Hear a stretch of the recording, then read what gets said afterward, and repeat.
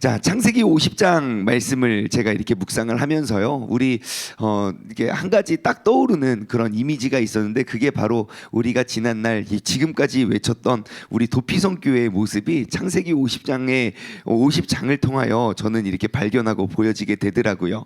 그래서 이런 생각이 들더라고요. 우리 세종중문교회는 이 창세기 50장을 조금 이루어 갈 수 있는 그러한 교회가 되었으면 좋겠다. 이게 무슨 말인가 하실 텐데요.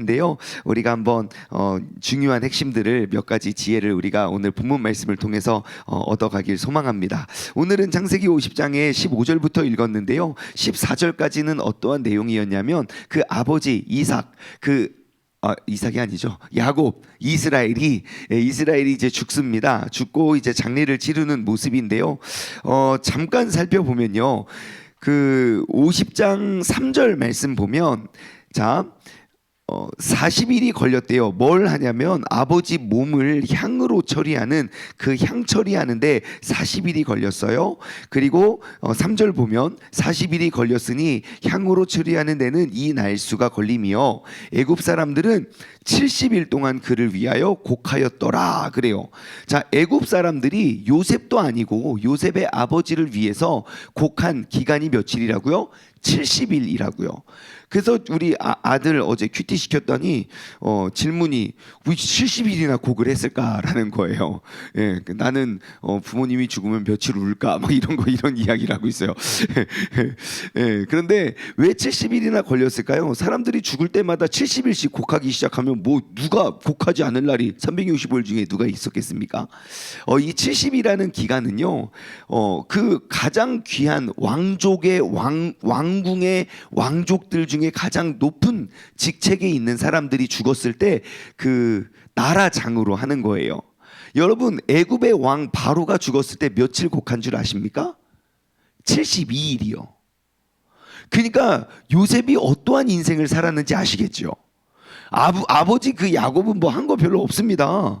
예, 그냥 아들이 죽었나 보다 하고 있다가 와가지고 살았네 하고 축복해주고, 내가 살아온 인생이 130년이요 험난한 인생을 살았어 하고 축복해주고, 그거밖에 안 했거든요. 근데 그가 죽었을 때 온 국민이 70일 동안 그의 장례를 치렀다는 거예요. 그리고 나서 저기 10절 말씀에 보면 이제 요셉이 아버지를 위해서 7일 동안 또 애곡을 하다가, 그리고 이제 딱 돌아옵니다. 이제 그 아버지를 장사하고 돌아왔어요. 돌아왔는데 분위기가 심상치 않은 거예요. 왜 그런가 하고 봤더니 15절 요셉의 형제들이 등장을 합니다. 형제들이 이제 그들의 아버지가 죽음을 보고 이렇게 말합니다. 야, 요셉이 혹시 우리를 미워해서 우리가 그에게 행한 그 모든 악을 다시 우리한테 갚는 거 아니야? 우리를 또 죽이거나 팔거나 그러는 거 아니야? 라고 굉장히 불안해하고 있는 거예요. 그래서 어떠한 일을 하냐면요, 16절 요셉에게 말을 전하여 이르되, 그것은 누군가를 시켜서 요셉에게 그 말을 전달하는 겁니다. 요셉에게 그 말을 전달해요. 당신의 아버지가 돌아가시기 전에 우리에게 명령하여 이르시기를, 그러면서 아무튼 용서해줘라 뭐 그런 내용이에요. 자, 여기서 특이한 건 무엇입니까? 당신의 아버지가 돌아가시기 전에 그래요. 누구 아버지인데요? 우리 아버지잖아요. 당신의 아버지 따로 있고 나의 아버지 따로 있습니까? 아니에요. 엄마는 따로 있어요. 엄마는 따로 있어요. 하지만 아버지는 똑같아요. 그러면 야, 우리 아버지가 뭐라고 했는 줄 알아? 야, 우리 아버지께서 우리에게 그렇게 말씀하셨어, 간곡히 부탁하셨어, 그렇게 나가야 정상이거든요. 근데 그 형제들은 말을 전할 때 당신의 아버지가, 그러니까 야, 돌아가신 네 아버지의 유언을 넌 잊지 마, 이런 거예요. 그러니까 요셉이 그 이야기를 듣고 17절 맨 마지막 부분이에요. 요셉이 그들에게 하는 말을 들을 때에 그가 울었더라 그래요. 그러니까 아버지는 돌아가셨어요. 이제 형들은 이제 불안한 거예요. 이제 아버지 때문에 우리를 살려줬다고 생각을 하고 있었거든요. 근데 아버지가 죽었어요. 요셉이 슬퍼해요. 이제 저 슬픔이 이제 우리에게 전가가 되겠구나. 이제 우리를 이제 죽일 거야 라고 생각을 해서 사람을 보내가지고 야, 요셉에게 이렇게 말해라 라고 아버지가 이렇게 명령했다 라고 보내고 나서 기다리는 거죠. 어떻게 하나 군병들을 이끌고 와서 우리를 잡아 죽일까 아닐까 불안해하고 있는데, 야, 돌아왔어요. 야, 뭐래 요셉이 뭐래. 그러니까 아무 말도 안 하고요, 울기만 했어요.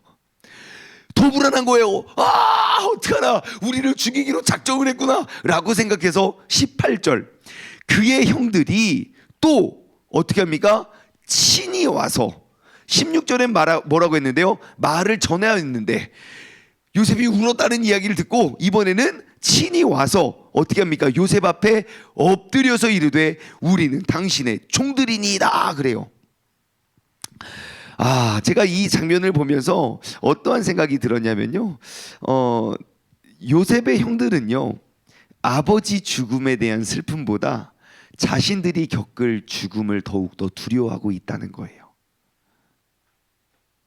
상황은 어떠합니까? 온 나라가 그 이스라엘의 죽음을 기리면서 70일 동안 애도하고 있어요. 요셉도 그 아버지의 죽음을 슬퍼하며 7일 동안 애곡하고 또 그를 장사하였어요.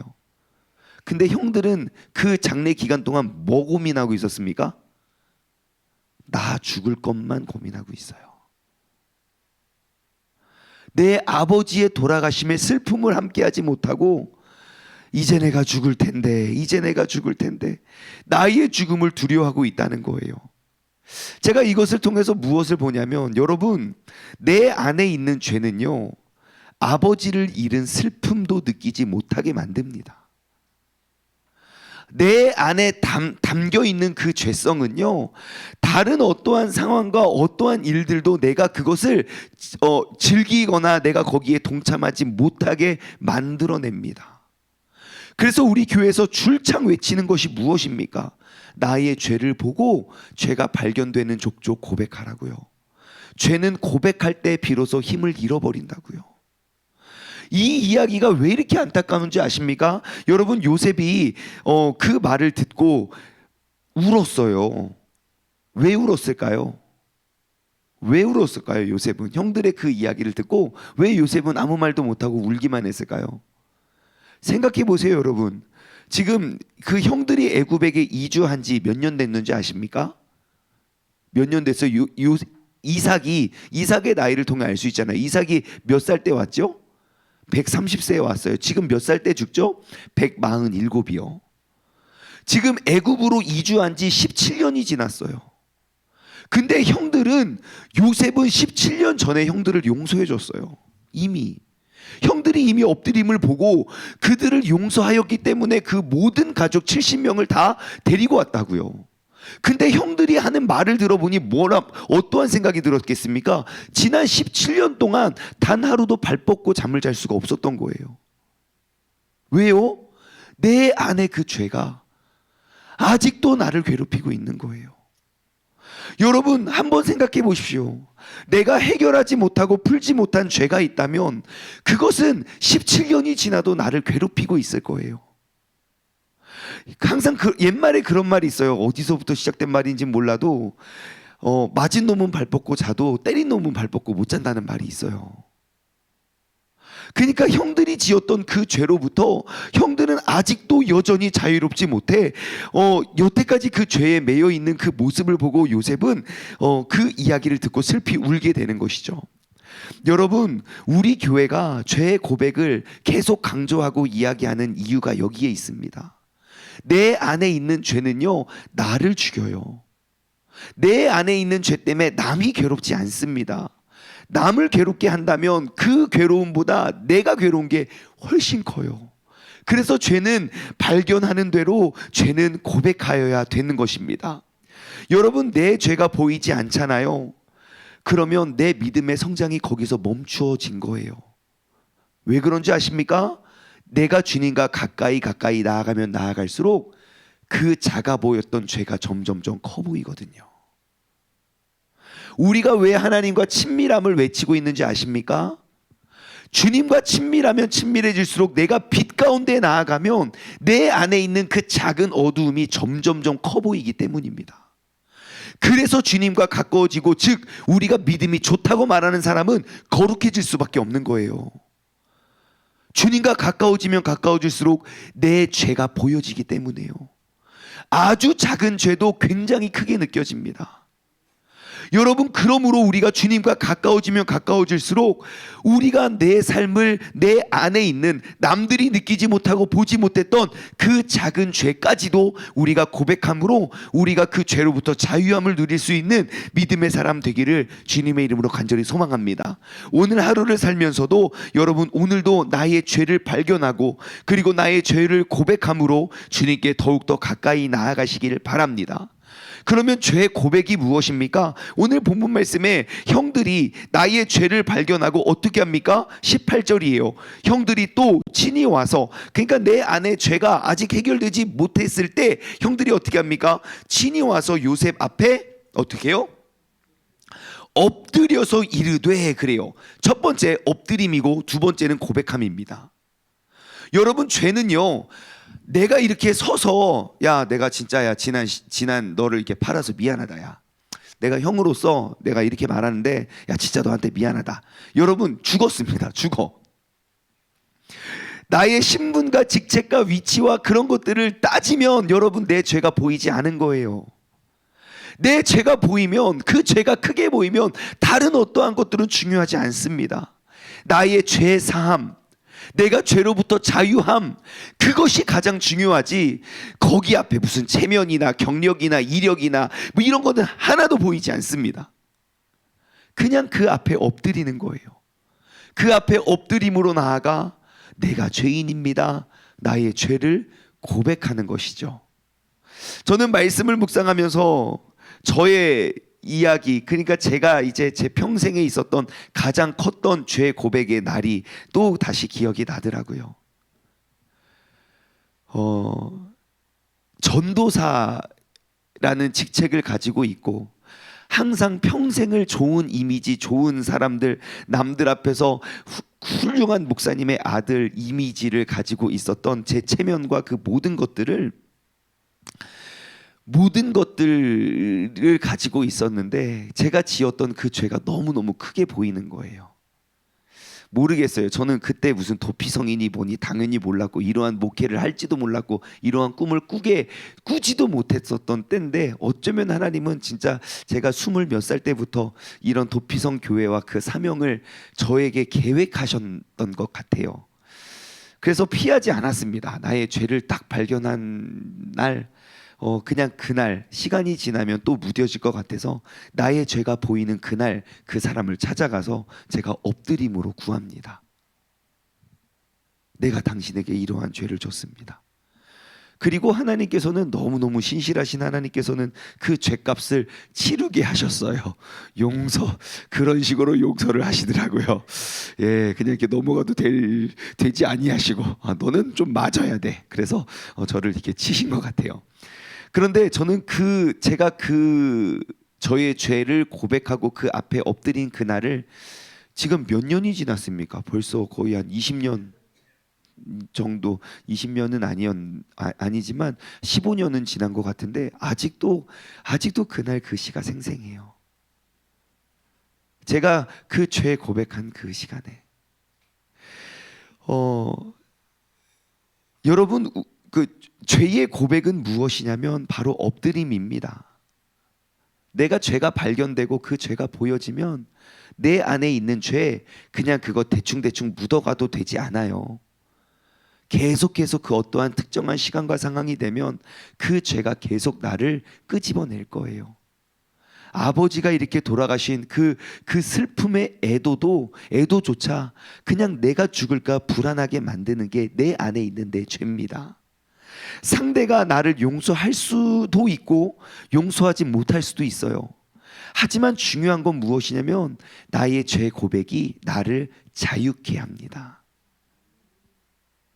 제가 그날 그 시에 그 죄를 고백하지 못했다면 저는 여전히 그 이전에 지었던 모든 사람들을 속여야만 했던 그 죄 속에 매여서 저는 계속 묻어가고 더욱더 두꺼운 가면과 더욱더 큰 거짓말로 저는 그 죄를, 그 이미지를 감추려고 하면서 살았을 거예요. 내가 겉으로 보기에 점점점 직책이 올라가고 목사가 되고 제가 살아가면서도 저는 더욱더 그 부정하고 그 부끄러운 죄를 저는 그냥 숨기고 묻어두고만 살았어야 됐었을 거예요. 하지만 제가 딱 그 고백 이후로 제 마음속에 딱 얻어진 게 너희가 진리를 알지니 진리가 너희를 자유케 하리라. 사람들 앞에 당당히 설 수 있을진 몰라도 하나님 앞에서는 정말 당당히 설 수 있는 사람이 되었다는 것입니다.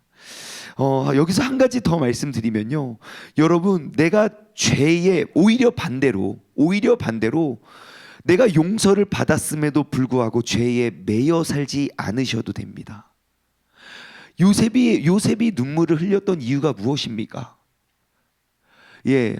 막 분하고 열받아서가 아닙니다. 형, 난 이미 17년 전에 형들을 용서했는데 왜 이렇게 좋고 이렇게 아름다운 왕궁에서 살면서 이렇게 좋은 땅에서 이렇게 흉년 때에 이렇게 풍족하게 살면서도 왜 하루도 맘 편히 지내지 못했습니까? 내가 하나님으로부터 그 죄의 용서를 받았는데 내가 자유함을 누리지 못함 역시도 잘못이라는 거예요. 여러분, 우리가 용서를 구하고 용서를 받았다면 여러분 자유하십시오. 내가 그 죄에 더 이상 매여 있지 마십시오.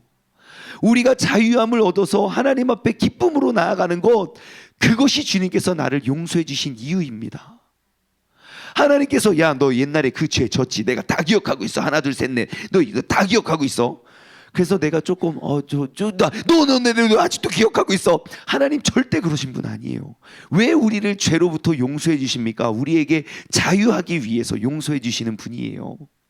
여러분, 이제 우리가 용서를 구했다면 이제 우리가 자유했으면 좋겠습니다. 자, 이것은 이제 형들의 입장이고요. 죄를 지었던 형들의 입장이고요. 반대의 입장으로 볼까요? 요셉의 입장. 여러분, 우리가 인생을 살면서 내가 용서를 구해야 할 때도 있지만 내가 용서를 해줘야 할 때도 있습니다. 누군가가 나에게 잘못을 하고 누군가가 나를 이렇게 막 내다 팔고 그렇게 큰 상처를 주었다면 내가 용서를 해줘야 되는 입장으로 한번 들어가 봅시다. 자, 18절부터 볼게요. 그들이 와서 요셉에게 엎드려 우린 당신의 종들입니다. 그러니까 요셉이 그들에게 이렇게 말합니다. 뭐라고요? 두려워하지 마십시오. 내가 하나님을 대신하리이까. 이게 무슨 말입니까? 하나님이 당신들을 용서했는데 내가 어떻게 하나님보다 앞섭니까? 입니다. 여러분, 잘 생각해 보세요. 내가 이제 누군가를 용서해야 할 입장이라면 여러분, 우리의 기도는요, 나의 뜻이 앞서는 것이 아니라 하나님이 그를 사랑하는 그 눈을 봐야 돼요. 무슨 말이냐면 하나님은 니누의 백성을 용서하기를 원해요. 자신의 뜻을 앞세웠던 요나는요, 하나님이 요나를 치지 니누의 백성을 치지 않는다는 거예요. 하나님은 요나에게 하나님의 마음을 심어주기를 원했던 거예요. 야, 너는 그 작은 그 잎사귀 하나도 아끼거늘 야, 저렇게 내가 사랑하는 백성들을 너는 왜 사랑할 수 없니? 하나님의 관점으로 한번 기도를 해보십시오. 하나님, 나 이 사람 진짜 용서를 못하겠어요. 주님께서는 이 사람 용서가 되십니까? 그 사람 아직 살아있으면 용서하고 계시는 거예요. 용서하지 못한 사람 하나님 죽이시더라고요. 유다의 아들들 다 죽이더라고요. 그냥 이렇게 막 죽이더라고요. 죄돼 가지고. 하나님은 하나님이 용서를 하셨을 때 우리의 최고의 고백은 두려워하지 마세요. 내가 하나님을 대신하리이까. 하나님의 뜻을 따라 내가 나아가는 것이지요. 그러면서 20절, 당신들은 나를 해하려 하였으나 하나님은 그것을 선으로 바꾸사 오늘과 같이 많은 백성의 생명을 구원하시게 하셨으니 당신들은 두려워하지 마소서. 내가 당신들과 당신들의 자녀를 기르리이다 하고 그들을 간곡한 말로 위로하였더라. 야, 이것이 용서를 해주는 사람의 진짜 가장 완벽한 고백이 아닐까 싶어요. 첫 번째는 무엇이었습니까? 하나님보다 앞서지 말라. 그리고 또한 두 번째는 무엇입니까? 악을 선으로 바꾸시는 하나님을 바라보는 거예요. 즉, 내가 그들을 용서함으로 하나님께서 내게 부어주시는 그 은혜를 내가 담고 누리면서 살아가게 된다는 거예요. 여러분 요압절 요 앞에 창세기 49장을 보십시오. 그 야곱이 이스라엘이 죽기 바로 직전에 그 12명의 아들 다 앉혀놓고 한 명 한 명 축복하거든요. 여러분 같은 아버지 같은 자식이에요. 근데 축복의 내용이 다 달라요. 각자의 은혜의 그릇, 각자의 삶의 그릇에 맞게 축복을 하더라고요. 제가 그를 통해 뭘 알았는지 아십니까? 우리 각자에 있는 그 하나님이 부어주시는 그 은혜와 축복의 그릇은 다 다르다는 거예요. 다시 말해 남들과 비교하지 말라는 거예요. 나에게 부어주신 그 은혜가 이 사람과 비교할 가치의 것이 아니라는 거예요. 나에게만 부어주신 그 특별한 은혜, 이 사람에게 부어주신 특별한 은혜. 그런데 어느덧 우리나라의 모든 기도의 제목은 똑같아요. 다 똑같은 대학에 가길 원하고, 다 똑같은 위치에 오르기 원하고, 다 똑같은 양의 돈을 얻길 원해요. 그것은 하나님이 계획하신 복이 아닙니다. 우리가 구하는 모든 복이 똑같지 않습니다, 여러분. 즉 내게 주어진 그 은혜와 그 복에 내가 자족하고 만족하고 감사할 수 있는 사람이, 그것이 은혜를 아는 사람들이더라고요. 내가 다른 사람이랑 비교하니까 분명히 내게 은혜를 부어주셨는데 그거는 그냥 그거는 하나도 중요하지 않고, 하나님 빨리 왜 이거 나한테 안 주세요? 하나님 다른 건 다 괜찮아요. 오케이, 이건 알겠는데 이거 왜 안 주세요? 우리가 그렇게 하나님을 대하고 있지 않나 싶어요. 여러분, 하나님은요 항상 누군가는 나에게 악을 행할지라도 하나님의 손에 그 악이 붙들려지면 하나님은 그 악을 선으로 바꾸어 그 한 영혼을 살리는 게 아니라 그 한 사람을 통하여 민족을 살리는 분임을 기억하시기 바랍니다. 그러면 우리는 더욱더 큰 감사를 할 수 있어요. 여러분, 나에게 억울함과 나에게 또 악을 행했던 사람들, 원수들이 있습니까? 그것을 하나님 손에 내어 맡기면 하나님께서는 그 악을 선으로 바꾸사 많은 백성의 생명을 살려낸 줄 믿습니다. 그래서 우리가 늘 하는 말이 무엇입니까? 여러분, 우리가 주님께서 내게 허락하여 주신 그 고난이 영혼을 살리는 약재료가 된다는 것. 우리 교회가 맨날 외치는 거 아닙니까? 죄를 묻어두면 나는 계속 그 죄 속에서 매여서 살지만 그 죄를 고백하고 그를 용서하잖아요. 그러면 이전에 있었던 나의 아픔과 그 상처가 도리어 나와 같은 아픔을 처하고 있는 사람의 아픔을 고칠 수 있는 약재료가 된다고요. 여러분, 이것이 우리 세종중문교회가 되길 소망합니다. 나와 같은 아픔, 내가 그 아픔을 겪지 않으면 절대 이해할 수가 없어요. 지금 우리 배지원 집사님을 위해서 열심히 기도하고 있잖아요. 집사님의 고백이에요. 내가 이렇게 아프기 전에는 몰랐대요. 내가 이렇게 많은 사랑을 받고 있었는지 몰랐어요. 그리고 이 아픔이 얼마나 큰 아픔인지 몰랐대요. 아프고 나 보니 내가 이렇게 사랑을 많이 받았구나. 못 느꼈을 뿐이지. 두 번째, 아픔을 당한 사람의 그 고통이 이렇게 컸구나. 그 공감을 누가 할 수 있겠습니까? 하나님은 나에게 이렇게 건강을 주셔가지고요. 저 맨날 건강해요. 진짜 어제도 내가 이렇게 무리했는데 하나님 나에게 힘 주셔서 건강합니다. 아니, 아파 죽겠는 사람한테 그 위로가 됩니까? 공감이 됩니까? 왜 그래요? 내가 뭐 틀린 말 했어요? 맞아요. 맞지만 나에게는 도움이 되지 않는 말이에요. 하지만 나의 아픔이 나와 같은 아픔을 갖고 있는 사람의 약 재료가 되어서 그 영혼을 구원하는 거예요. 그것이 바로 21절, 당신들은 두려워하지 마소서, 내가 당신들과 당신의 자녀를 기르리이다 하고 그들을 간곡한 말로 위로하였더라. 혹시 오늘 이 자리에 내가 용서를 해줘야 할 입장이 있다면 여러분, 요셉과 같이 간곡한 말로 위로해주는 그러한 하루가 되었으면 좋겠습니다. 내가 간곡한 말로 위로해주는 것, 내가 하나님보다 앞서지 않는 것, 그리고 나의 악을 선으로 바꾸시는 하나님 뿐만 아니라 당신들과 당신의 자녀들까지도 지키고 사랑을 베풀어 주는 것, 우리가 간곡한 말로 위로해주고 반대로 내가 누군가의 용서를 구해 주는 사람이 있습니까?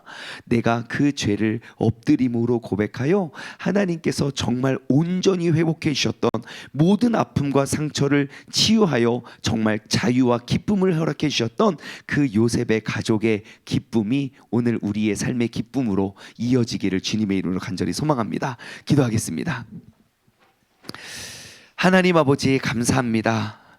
주님께서 오늘 이 아침에도 우리가 구약 성경의 창세기 그 50장이나 되는 그 창세기 50장의 마지막 결론을 우리 도피성교회의 사명과 이렇게 연결지어 깨달음을 주심에 감사드립니다. 하나님, 이 가운데는 용서를 구해야 하는 사람도 있고 그리고 또 용서를 해줘야 되는 사람도 있을 것입니다. 우리가 말씀에 입각하여 말씀대로 우리가 엎드림으로 우리가 구하고 그리고 우리가 하나님의 뜻 하나님의 마음을 품어 그에게 우리가 사랑과 용서를 베풀어 줄 수 있는 그런 아름다운 신앙의 믿음의 공동체가 될 수 있도록 주님께서 역사하여 주옵소서. 아버지 하나님, 우리의 삶의 목적이 정말 우리 창세기 50장의 용서와 화해를 우리가 이루어갈 수 있는 우리의 평생의 삶이 되어서 우리의 삶의 모든 죄악들을 다 내려놓고 주님을 바라보고 주님을 바라봄이 더 큰 용서를 우리가 실천할 수 있는 우리 모두가 되게 하여 주옵소서. 감사드리며 이 모든 말씀 살아계신 예수 그리스도의 이름으로 기도드리옵나이다. 아멘.